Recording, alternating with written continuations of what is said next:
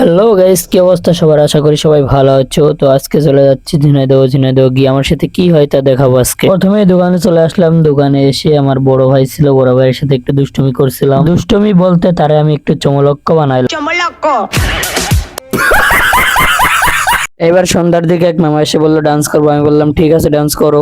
নিশিরাইতে যখন আমার উঠে প্রেমের জ্বালা, বন্ধু তোমার চাবি দিয়া খুইল প্রেমের তালা।